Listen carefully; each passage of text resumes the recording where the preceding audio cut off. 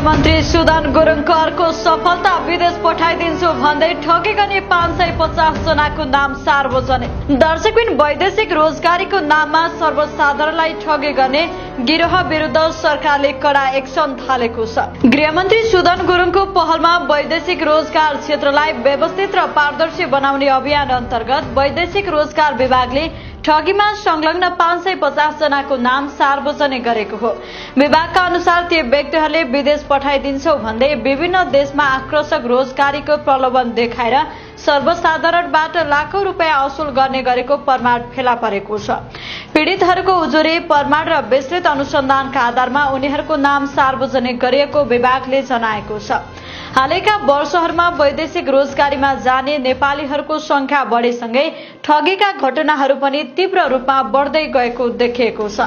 विशेष गरी खाडी मुलुक मलेसिया तथा युरोप पठाइदिने भन्दै नक्कली कागजात बनाउने, भिसा प्रक्रियामा ठगी गर्ने र सम्पर्कविहीन हुने जस्ता गतिविधि बढेका कारण सरकार दबावमा परेको थियो। गृहमन्त्री गुरुङले यस्ता आपराधिक गतिविधिलाई कुनै पनि हालतमा सहन नदिने स्पष्ट सन्देश दिएका छन्। उनले वैदेशिक रोजगारीको नाममा हुने ठगी नियन्त्रण गर्न सुरक्षा निकायलाई सक्रिय रूपमा परिचालन गर्न निर्देशन दिएका छन्। जनताको पसिनाको पैसा ठग्नेहरूलाई कानूनको कठघरामा ल्याउने उनले बताएका छन्। यसैबीच नेपाल प्रहरीले पनि नाम सार्वजनिक भएका व्यक्तिहरूमाथि निगरानी बढाउँदै उनीहरूलाई पक्राउ गरी कानूनी कार्यवाही प्रक्रिया अघि बढाउने तयारी गरेको जनाएको छ। प्रहरी स्रोतका अनुसार केही आरोपितहरू फरार रहेकाले उनीहरूको खोजी कार्य तीव्र बनाइएको छ।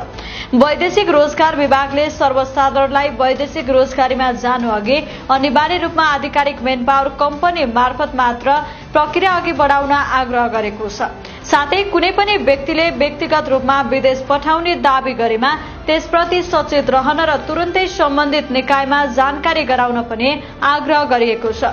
सरकारको यो कदमलाई वैदेशिक रोजगार क्षेत्र सुधारतर्फको महत्वपूर्ण उपलब्धिको रूपमा हेरिएको छ। यसले ठगीमा संलग्न व्यक्तिहरूलाई चेतावनी दिनुका साथै भविष्यमा यस्ता अपराध न्यूनीकरण गर्न मद्दत पुग्ने विश्वास गरिएको छ।